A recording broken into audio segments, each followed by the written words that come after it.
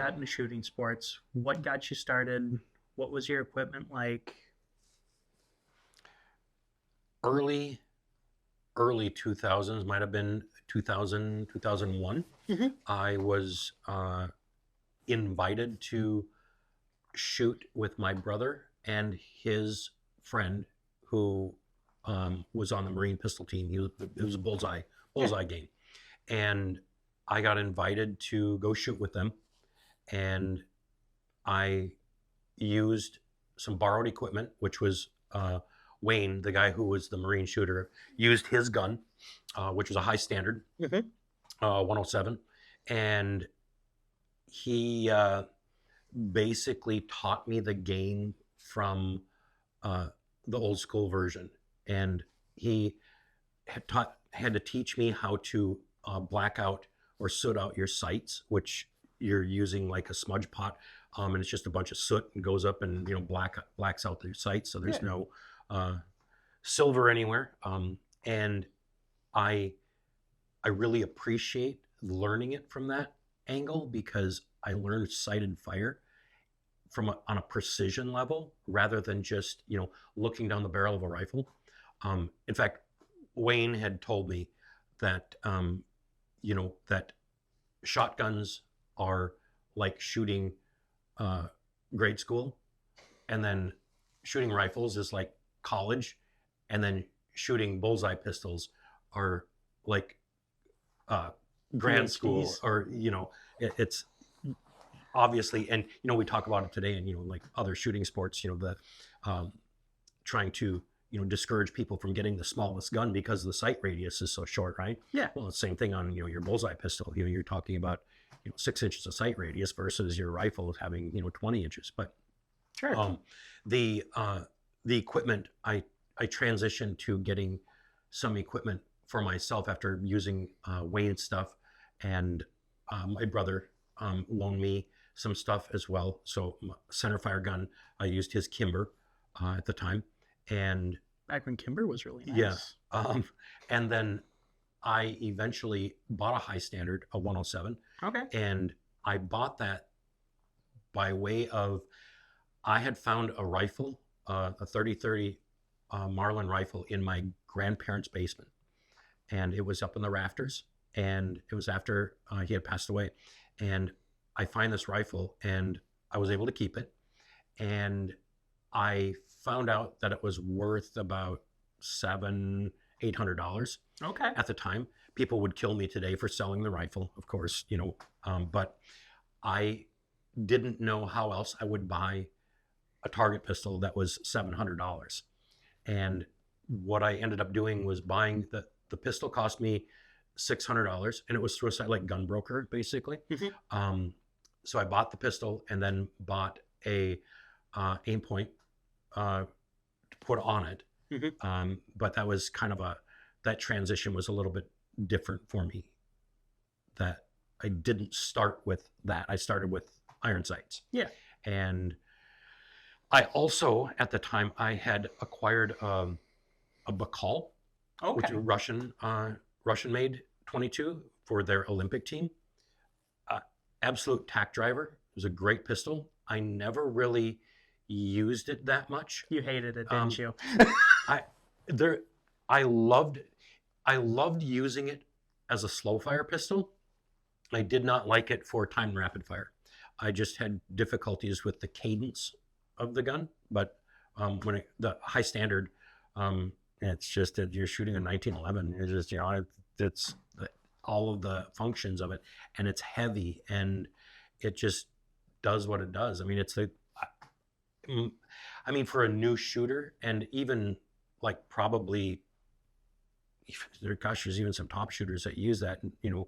Not at the time, you could probably spend $2,000 on a setup, but I didn't need to. Like my gun could still outshoot me when I started. So Well, I mean, you had the high standards, and then you had the Pardinis and the Hammerleys. yeah, those were all available, but not something that I could afford at the time.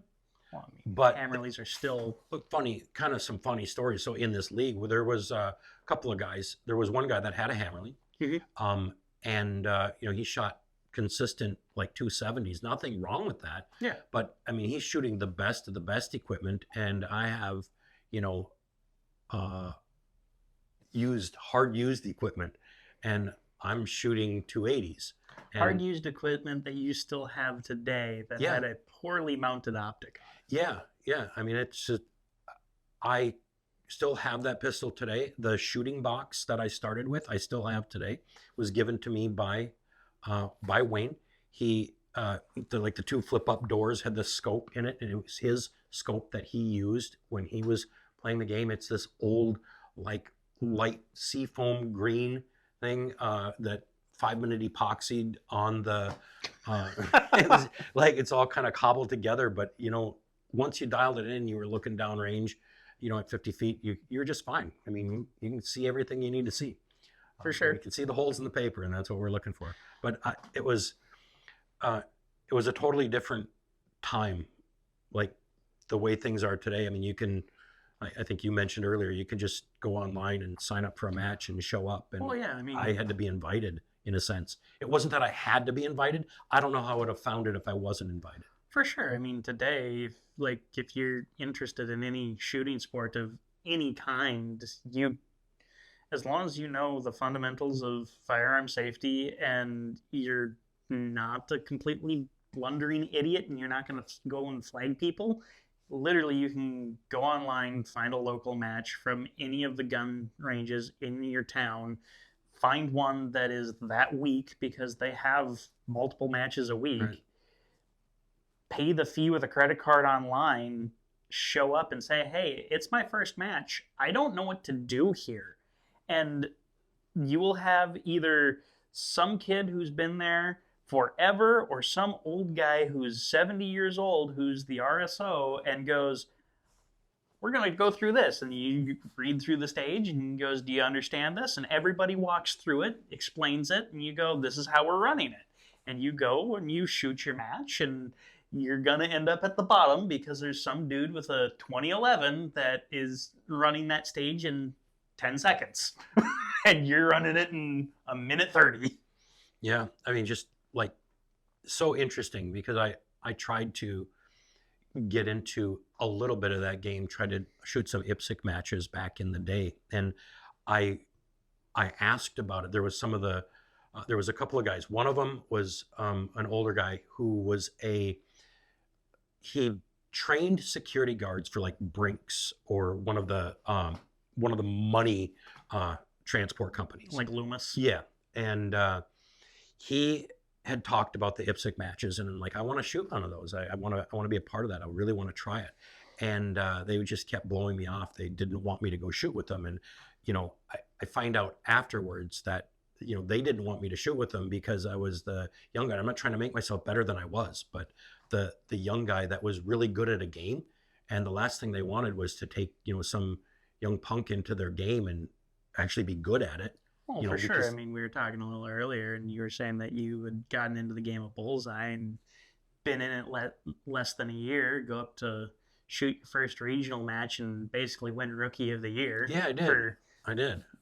Minnesota. Yeah, well, it wasn't for Minnesota. It was more regional than that. So it was our, I can't remember exactly the Tri-County, something like that. It was in Wadena, Minnesota, so a pretty small time. But I shot I want to say it was like a 272 or something like that was my score over my gallery course, which is 3 sets of 3 targets. Mm-hmm. So my average score was a 272, and which, I mean, that's pretty respectable. And 6 months in, sure. Yeah, and so I mean, I kept shooting, and I really loved it. I mean, I would shoot. We'd do I don't remember if it was Wednesday nights or Thursday nights, but we would go, and I mean, I would shoot hundreds and hundreds and hundreds of rounds, and it was cheap to shoot. What 22 long rifle cost back then? Oh gosh, What did a brick of Come on, 100 cost? come on. Now we're gonna. This is like back in Oh, the we're day when playing the that loaf game. of bread was 10 cents or something, right? But no, I don't know. It's probably like $2 for $2 for a brick of box. 100. No, like that was a box of 50. $2 a Yeah, box of 50. yeah. We at the time I think we shot a lot of wolf ammo, super dirty ammo, but consistent. Hmm. You know, I don't even remember. We were getting it from a local hardware store, like Yeah. Like a True Value. like a True Value. Yeah, yeah. Ace Hardware. Side note: I bought my first SKS at that True Value for $79. What year was that? I don't remember.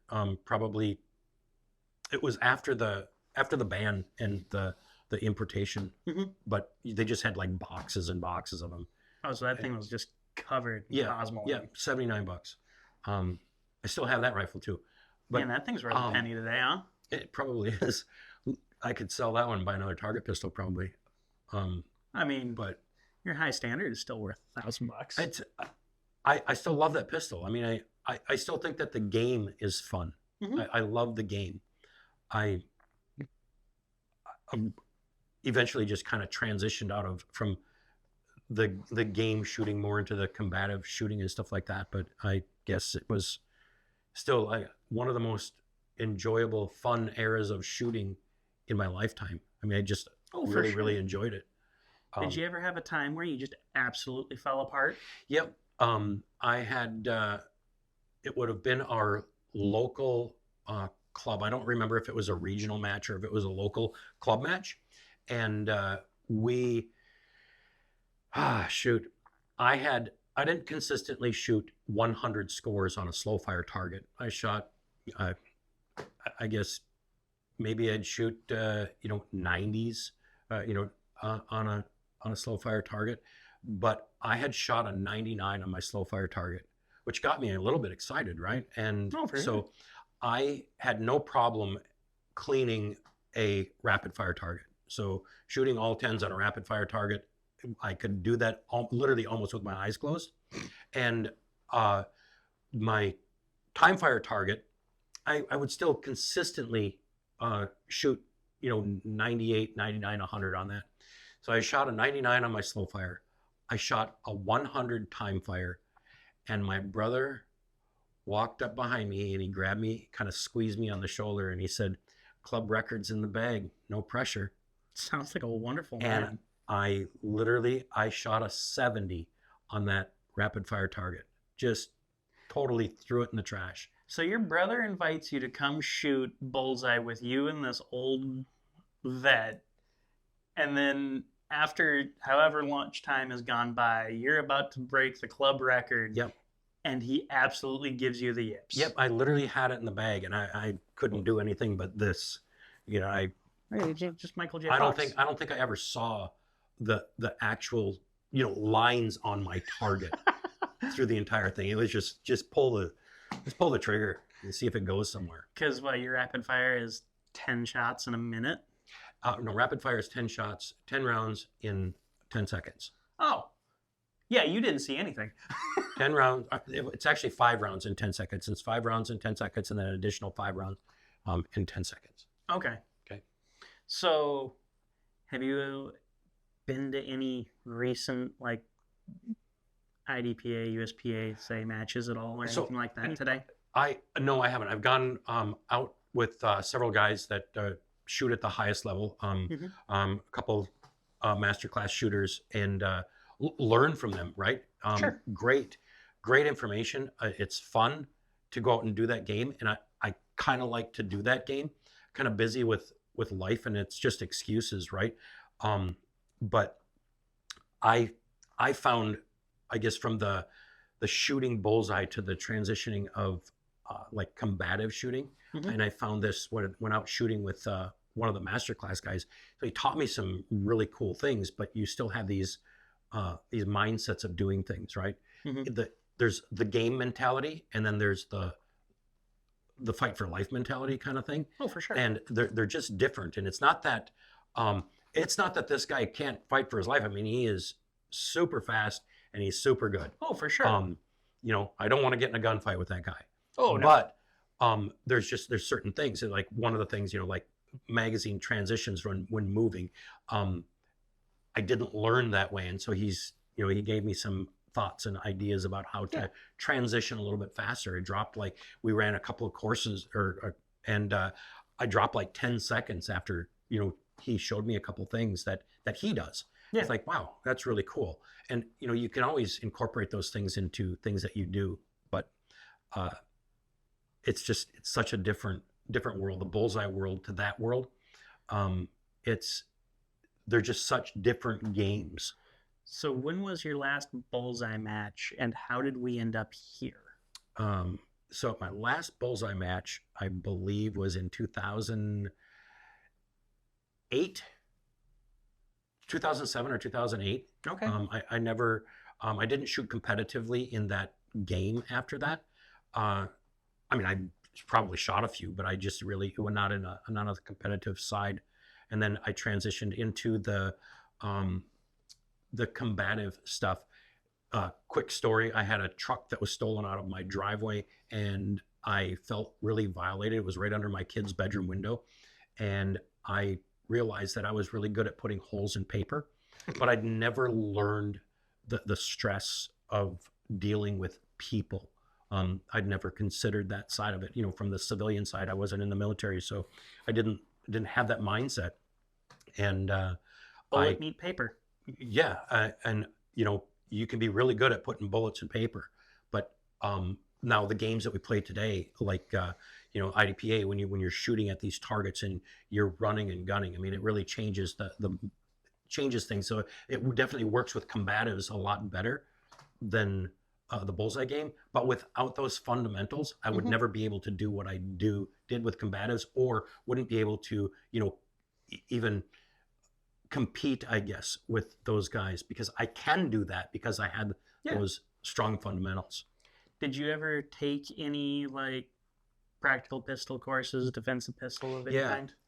I had the opportunity to spend one-on-one time with a guy. His name was Ron Danielowski. Ron has since passed, but he had a shooting school, and it was out in Illinois of all places.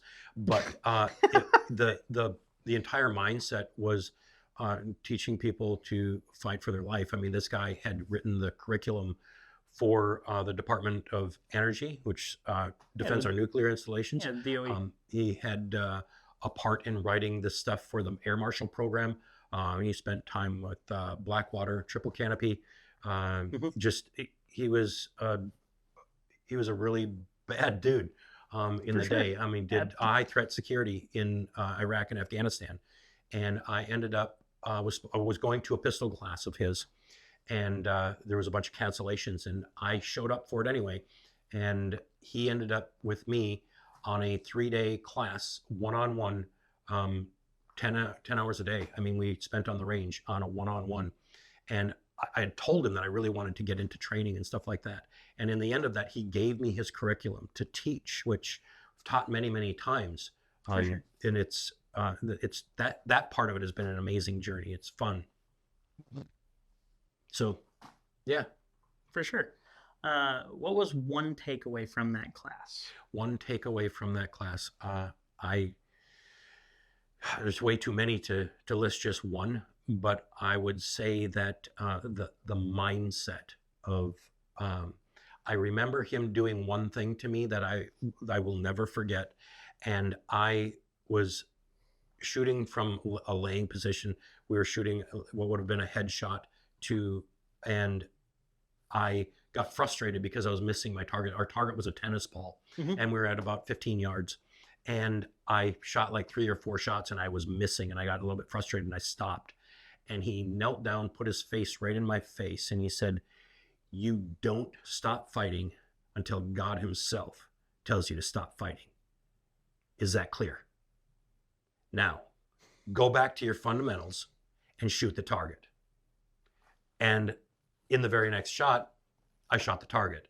But what I learned from that was you don't quit. You don't give up. I mean, you don't quit. You don't give up. Even in these games, in these stages, you don't just quit because you miss. You don't quit because you miss in life. You do it again. You get up and do it again. Never quit. No, for sure. That would have been I think the biggest takeaway that I got from that. No, absolutely. And I think that's the whole reason we do what we do today is because of that particular instant right there was you don't stop until God himself tells you to stop. Yeah. We make gear for people because we want them to defend themselves and Yes. stop when God himself tells you to stop. Right on. Yeah. I want people to be able to defend themselves and defend their lives and the lives of their loved ones with the. I want you to carry your gun every day. Even if it's not with something that we make, I want you to carry your gun every day. I want you to be able to defend your life. Yeah. I think this has been a pretty good talk and it's been real fun. All right. Thanks Cool. for chatting with me. You're welcome.